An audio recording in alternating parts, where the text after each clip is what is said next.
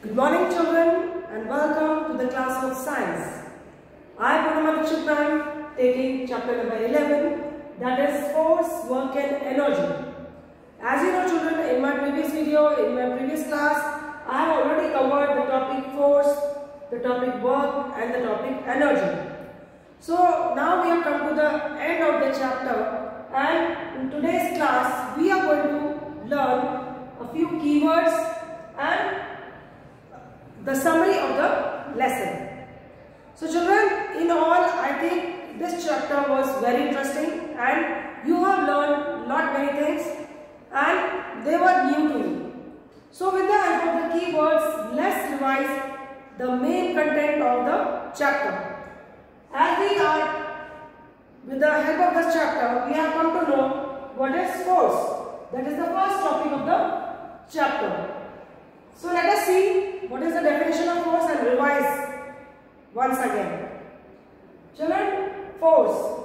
A push or a pull acting on an object is called force. You can understand the meaning of push and a pull. You have to push something, then you have to pull something. Acting on an object, any kind of object it can be, is called force.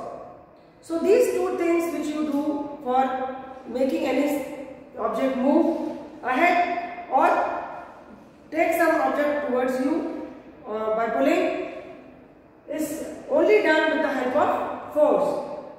So try to remember and try to learn the definition of force, that is a push or a pull acting on an object is called force. So I hope you are clear enough to understand what is force.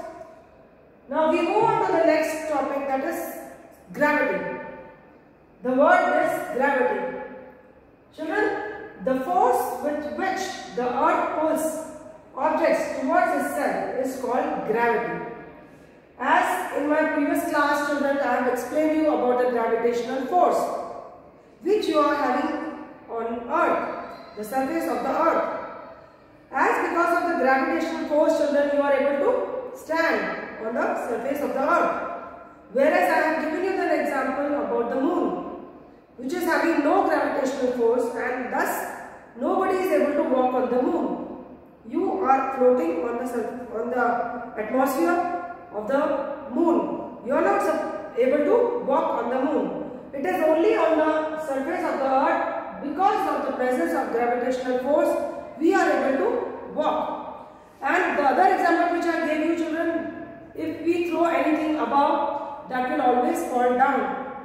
And because the earth is pulling any object towards itself. The earth is pulling any object, anything. It's pulling everything towards itself. So this is how gravity is clear to you now. So once again we revise what is gravity children. Don't forget. The force with which the earth pulls objects towards itself is called gravity. So remember this. Because of gravitational force, you are able to move on the surface of the earth and all the other things are there on the surface of the earth. Next keyword is children, friction. So let us see what is friction, because it was completely new for you to understand. So children, friction. The restricting force that acts between a moving object and the surface is called friction. As with the help of a video and my class, I will explain you how friction works. It is rubbing one another. The two surfaces are rubbing one against each other. The one which is going forward, moving ahead, the other thing is making it push back. So both the kind of action is supposed to be known as friction. As you know, the restricting force that acts between a moving object and the surface is called friction. Clear children? Now we move on to the next keyword, that is machines. Things that make our work easier are called machines.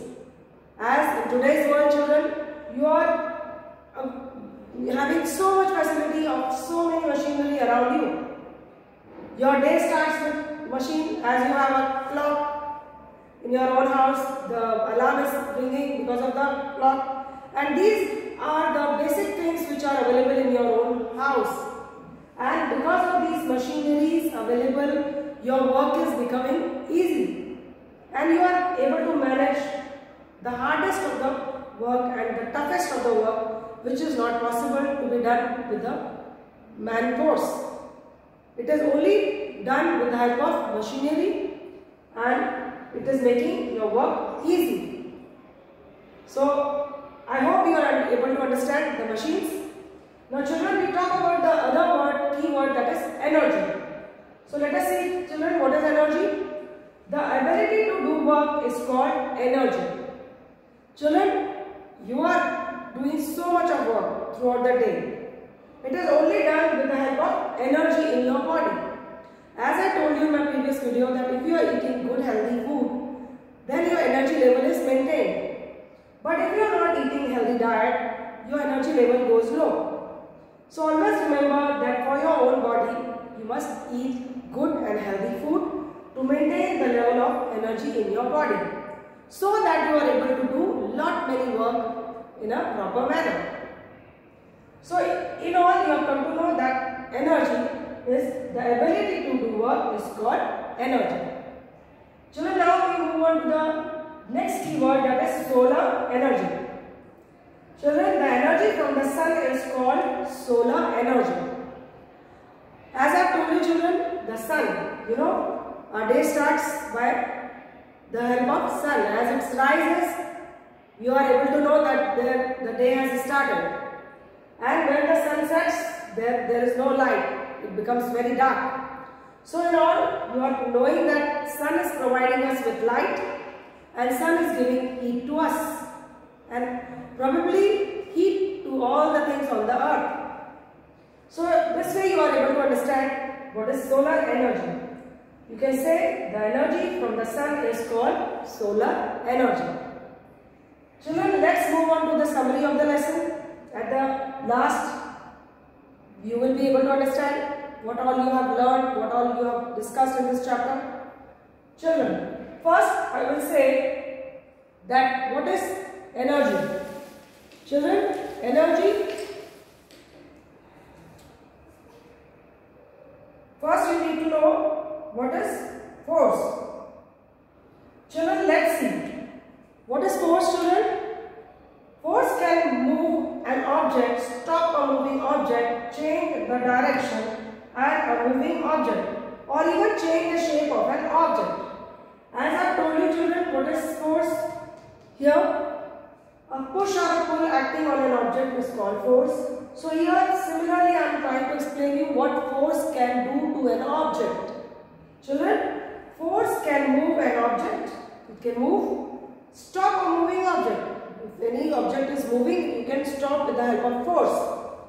Then, change the direction of a moving object. As I have given you the example of the ball, okay, you can change the direction of the ball. As the bowler is bowling towards the batsman, the ball is coming towards the batsman, but the batsman is changing the direction of the ball by hitting it with the help of a bat. So this is how force can change the direction of any object. Then children, or even change the shape of an object. That example I gave you, with the help of force you can see, if you have clay in your own house, you make different things with the help of force applied with your own hands.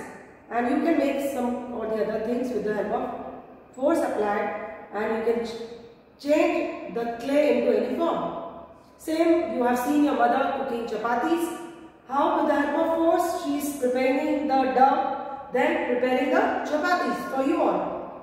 So this is an example for you to understand what the force can do.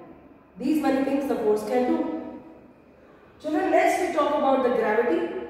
Children, gravity and friction are the two main types of forces that act on an object all the time. Children, these are the two things. Remember, gravity and friction. The two main types of forces that act on an object all the time. Gravity is always pulling everything towards itself. The surface of the earth is always working. Okay. Then another is friction. The rubbing of the two surfaces. The friction. are the two main types of forces that act on an object all the time. Anytime. It is always working. So next, the topic which you are going to know about is friction. Children, friction is a force that acts between a moving object and the surface and tries to stop the object. As I told you, if I am trying to pull any object like sofa or a table, what will happen? The friction will not let me push the object smoothly. It will always have an opposite force. Okay? But if my force with my hands, whichever force I am using is strong, I will be able to push the particular object. Clear? So it is the opposite. So you can say friction is a force that acts between a moving object and the surface and tries to stop the object. Clear? So this is how one thing stops after some time. If you push something, after some time it stops due to friction. Children, now we will know about the work. Let's see what is work. Children, work is said to be done when a force applied on an object moves it from its position in the direction of the force. This is what the work is, children. What is it doing?